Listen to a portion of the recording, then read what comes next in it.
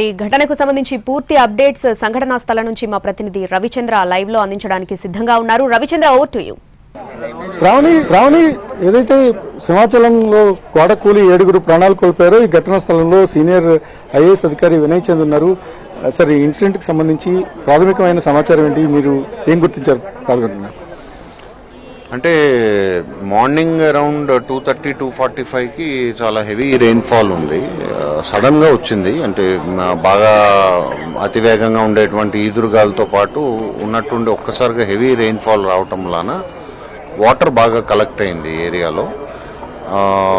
ఆ స్ట్రీమ్తో పాటు పైనుంచి పడుతున్న వర్షం కూడా యాడ్ అయ్యి రిటైనింగ్ వాల్కి కొంత మెత్తబడి వాల్ కొలాప్స్ అయిందన్నది ప్రాథమికంగా మాకు లోకల్గా ఉన్న ఇంజనీర్స్ని పెట్టుకుని అర్థం చేసుకుంటుంటే మాకు తెలుస్తోంది. But exact chain of events అది ప్రాపర్గా నిపుణులు ఎవరైనా ఒక కమిటీ లాగా ఏర్పడి చూస్తే బాగుంటుందన్నది ఒక ఆలోచన.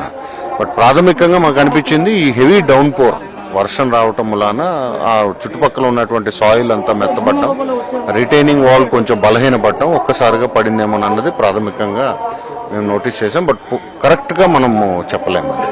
ఈ వాల్ నిర్మాణం ఎప్పుడు జరిగింది సార్? దీనికి సంబంధించిన వివరాలు అంటే అది టూరిజం ప్రసాద్ స్కీమ్ కింద కన్స్ట్రక్ట్ చేశారని చెప్పారు. సో ఆ డీటెయిల్సే ఇప్పుడు తెప్పిస్తున్నాము. ఇంకా అంటే టూరిజం ఇంజనీర్స్తో కూడా వీళ్ళని మాట్లాడమని చెప్పాము.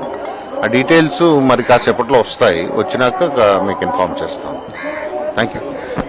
ఓవరాల్గా ఇది ప్రసాద్ స్కీమ్ కింద ఈ నిర్మాణం అయితే జరిగిందని అధికారులు నిర్ధారిస్తున్నారు. దేవాలయాల అభివృద్ధి కోసం కేంద్ర ప్రభుత్వం నిధులు మంజూరు చేసింది. ఒక సింహాచలం దేవస్థానంతో పాటు శ్రీశైలం, అలా కనకదుర్గ టెంపుల్ కూడా నిధులు ఇచ్చింది. ఒక విధంగా టూరిజం భాగస్వామ్యంతో ఈ గోడల నిర్మాణం జరుగుతుంది. దీనికి సంబంధించిన సింహాచలం దేవస్థానం ఇంజనీరింగ్ అధికారులు కూడా ప్రస్తుతం అంటూ ఉన్నారు. సరే, ఈ గోడ నిర్మాణం ఎప్పుడు జరిగింది, దీనికి సంబంధించిన వివరాలు? మీ నిర్మాణించలేదు, అది ప్రసాదం స్కీమ్లో ఉంది, వాళ్ళు చేశారు. ఎంతకాలం క్రితం ఈ నిర్మాణం జరిగింది? ఒక 20 days, 1 month. అంటే చంద్రోత్సవం కోసమే దీన్ని కట్టారా? కాదు, మామూలుగా భక్తులకి దారి ఇవ్వటం గురించి కట్టాం. మొత్తం అంటే ఈ గోడ క్యూరింగ్ దగ్గర ఏమైనా సమస్య వచ్చిందని మనం అనుకోవచ్చండి? Water pressure, drain water, heavy rain వల్ల వచ్చి అది బాగానే ఉంది కదా. టైపు రెయిన్ వాటర్ వచ్చి ఎరోజన్ వచ్చింది అంతే. ఓవరాల్గా ఒక పగులు ఏర్పడింది. ఎక్కడైతే పైన భారీ వర్షం కురిసిందో, భారీ వర్షం కారణంగా ఎక్కువ రెయిన్ఫాల్ ఒకేసారి నమోదైనప్పుడు దానిని తట్టుకోలేకపోయింది. మిగిలిన గోడ అంతా కూడా బాగానే ఉందని ఇంజనీరింగ్ అధికారులు సమర్థించుకుంటున్నప్పటికీ వారు చెప్తున్న సమాచారాన్ని మనం ధృవీకరించడానికి లేదు. ఎందుకంటే ఎక్కడైతే ఇన్సిడెంట్ జరిగిందో, ఇన్సిడెంట్ జరిగిన గోడ ప్రాంతాన్ని ఇప్పుడు మనం చూసినప్పుడు పూర్తిగా మట్టి పళ్ళు విరిగిపడ్డాయి. ఒక విధంగా ల్యాండ్ స్లైడ్ జరిగినట్టుగా అర్థమవుతోంది. ఈ మొత్తం 15 రోజుల క్రితం దీనిని అభివృద్ధి చేశారు. ఈ ఎక్స్టెన్షన్ జరిగింది. అంటే దాదాపు ఒక 15 అడుగుల వెడల్పున్న మెట్లను కట్టారు. అలాగే 2 అడుగుల మందంతో ఈ గోడ నిర్మాణం జరిగింది. ఇవన్నీ కూడా పూర్తిగా సిమెంట్ బ్రిక్స్తో ఇట్లా నిర్మాణం చేశారు. ఇట్లా క్యూరింగ్ ఎంత సమయం తీసుకున్నారు, క్యూరింగ్ సమయంలో జాగ్రత్తలు పాటించని కారణంగా ఇన్సిడెంట్ జరిగిందా, లేకపోతే నాణ్యత లోపాలు ఉన్నాయనే దాని మీద ఒక విచారణ కమిటీ, నిపుణుల కమిటీ అవసరం ఉంటుందని సీనియర్ అధికారి వినయ్ చంద్ అభిప్రాయపడ్డారు. ఆ దిశగా ప్రభుత్వం కూడా సీరియస్ గానే ఆలోచిస్తోంది. అయితే ఈ ప్రసాద్ స్కీమ్ లో వచ్చిన నిధులతో ఈ టూరిజం శాఖ ఈ నిర్మాణాలు చేసినట్టుగా ఇంజనీరింగ్ అధికారులు, ఎవరైతే దేవస్థానానికి సంబంధించిన ఇంజనీరింగ్ అధికారులు చెప్తున్నారు.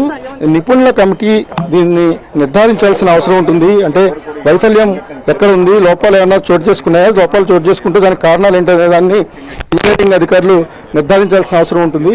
ప్రస్తుతం ఎక్కడైతే నూతన నిర్మాణంగా గోడ కట్టారో ఎగ్జాక్ట్గా ఇక్కడి నుంచి ఇక్కడ వరకు ఉన్నదంతా కూడా ఒక బలమైన కాంక్రీట్ తో నిర్మాణం చేశారు. ఇది కిందన ఇదంతా కూడా బలమైన కాంక్రీట్. ఇక్కడ పూర్తిగా కాంక్రీట్ ఉంది కాబట్టి ఎటువంటి చెక్కు చెదరని పరిస్థితి. ఎక్కడి నుంచి అయితే ఈ గోడను కట్టారో ఆ గోడ కట్టిన భాగం అయితే పూర్తిగా చల్లా చెదరైపోయింది. అంటే ఒక విధంగా నాణ్యతకు సంబంధించిన లోపాలు కూడా ఉన్నాయి. ఇంకా ఇప్పటికీ చూడొచ్చు, ఈ సిమెంట్ పూర్తిగా ఆరలేదు. అంటే వర్షం వచ్చినప్పుడు తడవటం వల్ల పైన ఉన్న సిమెంటు చెమ్మ కనిపించవచ్చు, కానీ ఇది లోపల నుంచి తీసిన సిమెంట్. ఈ సిమెంట్ మొత్తం కూడా ఇంకా తడిగానే ఉంది. అంటే 15-20 రోజుల క్రితం మాత్రమే ఈ నిర్మాణం జరిగినట్టుగా ఇంజనీరింగ్ అధికారులు చెప్తున్నారు. ఇది చూడొచ్చు, మొత్తం ఇట్లా తవ్వి తీసినప్పుడు మొత్తం వచ్చేస్తుంది. ఇది అంటే మన చేతులతో తీస్తేనే మొత్తం దీంట్లో ఉన్న నాణ్యత ఎంత గొప్పగా ఉందో అర్థమవుతుంది. అలాంటిది భారీ వర్షం కురిసింది, పెద్ద మొత్తంలో నీటి నిల్వలు పైనుంచి వచ్చాయి, కొండ చర్యలు పడ్డాయి. ఆ స్థాయిలో ఉన్నప్పుడు ఈ గోడలు నిలబడే అవకాశం ఏమాత్రం లేదు.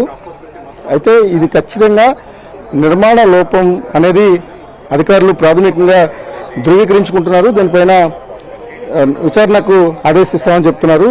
దీన్ని టూరిజం అధికారులు నిర్మించినట్టుగా దేవాదాయ శాఖ చెప్తోంది.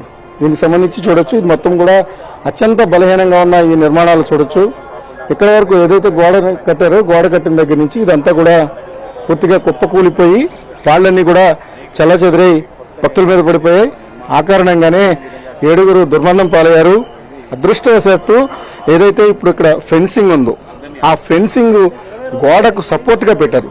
నాకు ఎగ్జాక్ట్గా లెఫ్ట్ సైడ్లో ఉన్న గోడకు ఏదైతే ఫెన్సింగ్ను సపోర్ట్గా పెట్టారో అలాంటి ఫెన్సింగ్ ఒకటి ఇక్కడ సపోర్ట్గా ఉన్న కారణంగా ప్రమాద తీవ్రత కొంత మేరకు తగ్గినట్టుగానే చెప్పాలి. లేకపోయింటే మొత్తం గోడంతా కూడా నేరుగా భక్తుల మీద పడి ఉండేది, మరణాల సంఖ్య కూడా పెరిగి ఉండేది. ఓవరాల్గా ఈ నిర్మాణాలకు సంబంధించినంత వరకు ఫ్లై యాష్ బ్రిక్తో చేసిన ఈ నిర్మాణం కారణంగా, క్యూరింగ్ చేయకపోవడం కారణంగా బేసిక్గా టైం, అంటే దానికి ఏదైతే గోడ సెట్ అవ్వడానికి అవసరమైన టైం ఉంటుందో, సిమెంట్తో ఫిక్స్ అవ్వడానికి అవసరమైన టైం ఉంటుందో ఆ టైం ఇవ్వని కారణంగా ఈ ఇన్సిడెంట్ జరిగిందనేది ఒక బలమైన అనుమానం. అధికారులు కూడా సీనియర్ ఐఏఎస్ వినయ్ చంద్ కూడా దాదాపుగా అదే అభిప్రాయంతో ఆయన ఉన్నారు. దీనిపైన విచారణ చేయించి క్వాలిటీ కంట్రోల్ కావచ్చు, లేకపోతే నిపుణులతో ఎంక్వైరీ చేయిస్తే వాస్తవాలన్నీ బయటపడే అవకాశం ఉంది. ఒకసారి వాస్తవాలు బయటకు వస్తేనే ప్రమాదానికి గల కారణాలు కావచ్చు, లేకపోతే ఈ నాణ్యత లోపాలకు సంబంధించి వాటికి సంబంధించిన పూర్తి సమాచారం వెలుగు చూసే అవకాశం అయితే ఉంటుంది. ఒక విధంగా అత్యంత దురదృష్టకరమైన ఇన్సిడెంట్ అయితే సింహాచలంలో చోటు చేసుకుంది. గోడ కూలిపోయిన కారణంగా 7 నిండు ప్రాణాలు బలైపోయాయి. సింహాచలం చరిత్రలో ఇటువంటి దురదృష్టకర ఘటన జరగడం ఇదే తొలిసారి. Right Ravichandra, thanks for the updates.